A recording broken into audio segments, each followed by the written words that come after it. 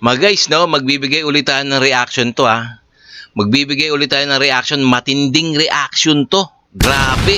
Grabe na to. Matindi, delikado. So, itong bibigyan natin ng reaction, ito yung tungkol sa ano na, pag nanalo, pag nakapwesto uli sa gobyerno at pag nanalo uli si Sara Duterte daw, ito ang mangyayari. Ito bibigyan natin reaction to, matinding reaction. Kasi itong siniwalat ni dating Senator Trillanes, matindi. Grabe. Kaya sama-sama natin panonoorin to, mga guys, no? Kung ano ang malagim na mangyayari daw pag nanalo ang mga Duterte or si Sara Duterte sa pagka-presidency sa 2028. Okay, no? Kung bago ka pa lang sa aking channel, please huwag mo muna kalimutan mag-like and subscribe. Nang sa ganun matuwan-tuwa naman sa atin si YouTube.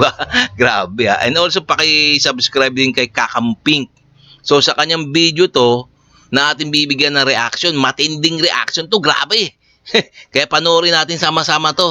Okay, no? Umpisahan na natin. Mga kababayan, panoorin po natin itong pagbibigay babala ni Senator Trillanes sa ating mga Pilipino na kung ano ang pwedeng mangyari kung sakaling si Sara Duterte po ang manalo sa 2028 at maging presidente. Panoorin po natin si Senator Trillanes at ating pong pag-usapan. In terms of corruption and abuses, kapag si Sara maupo sa bansa? Alam niyo po, yan yung palagi kong inilalabas po, no? I want everybody to imagine and visualize a Sara Duterte presidency.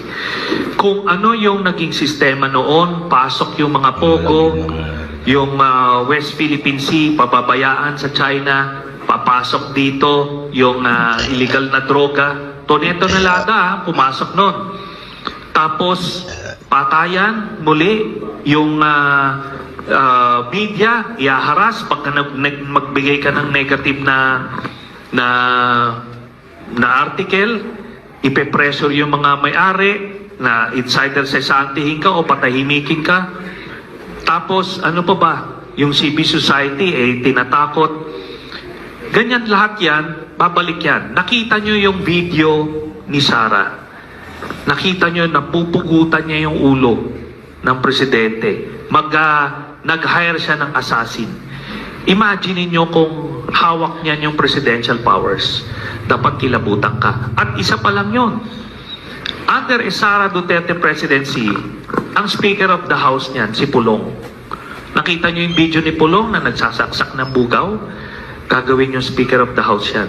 O ngayon, si Baste. Nakita niyo naman si Baste. Pabanjing-banjing lang. Cabinet ano yan? Secretary yan. Malamang DILG. Tapos sunod-sunod na yan. 2034, si Pulong na yung presidente mo.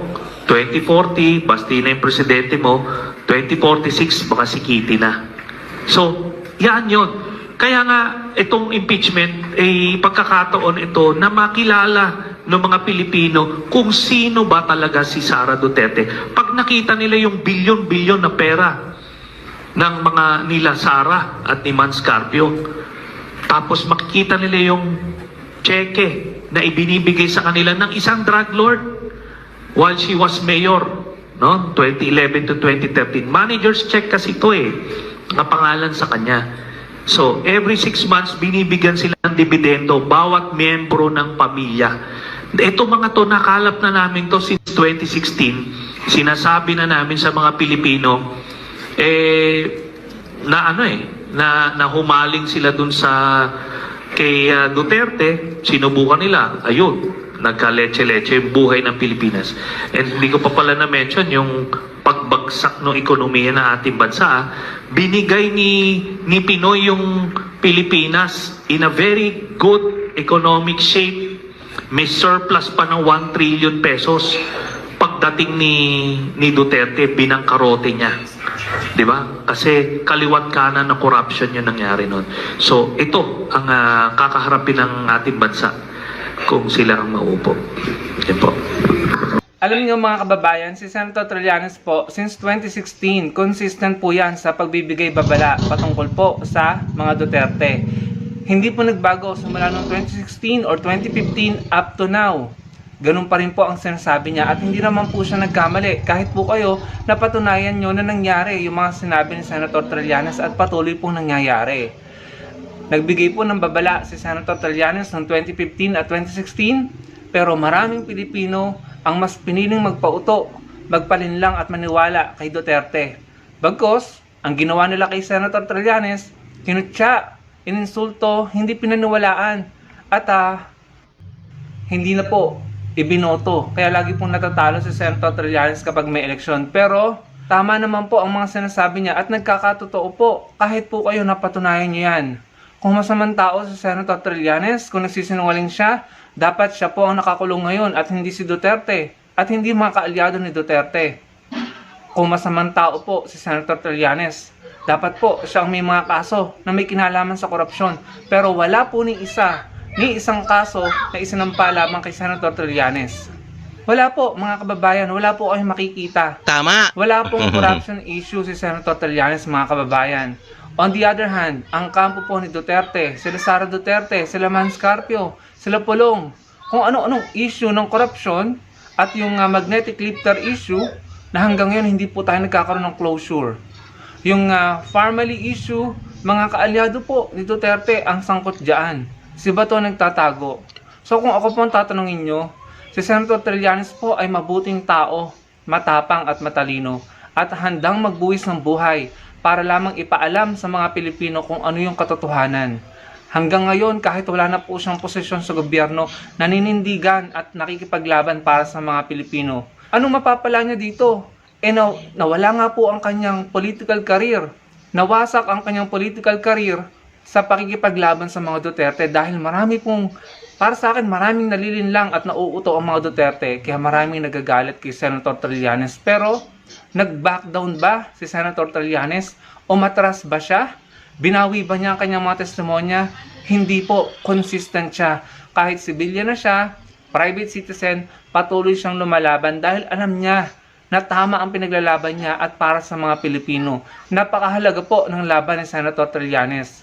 Wala ka pong makikita na public figure or naging leader natin na kahit natalo na at kahit wala na pong posisyon sa gobyerno ay patuloy pa rin pong lumalaban at patuloy pa rin pong binubulatlat, ibinubuking ang mga malasindikatong politiko, mga kababayan. Si Senator Trillanes lang po yan. Kahit po, alam nyo, delikado po ang buhay niya. Si Senator Trillanes, sa totoo lang, pati pamilya niya, dahil mabigat po at matindi ang kanyang kalaban dito. Kung akong tatanungin niyo po, napakalaking sakripisyo ang ginagawa ni Senator Trillanes. Nag-warning na siya noong 2015-2016, maraming hindi nakinig sa kanya dahil sa mga paninira ng troll sa kanya, pang-iintriga ni Duterte at ng mga propagandista niya. Nasira po si Senator Trillanes sa mga tao.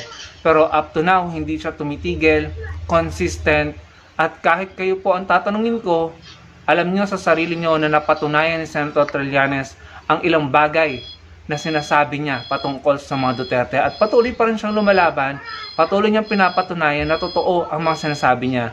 At ako naniniwala ako, hindi niya tatantanan sila Pulong Duterte at sila Manscarpio dahil meron po siyang mabigat na ebidensya at mabibigat po ang testimonya nila Mark Taguba at nila Mark Guban. Yung mga nakulong sa issue ng magnetic lifter, sila po yung mga nagbanggit sa mga pangalan nila Manscarpio at nila Pulong Duterte at yung economic advisor, si Michael Yang, economic advisor ni Rodrigo Duterte.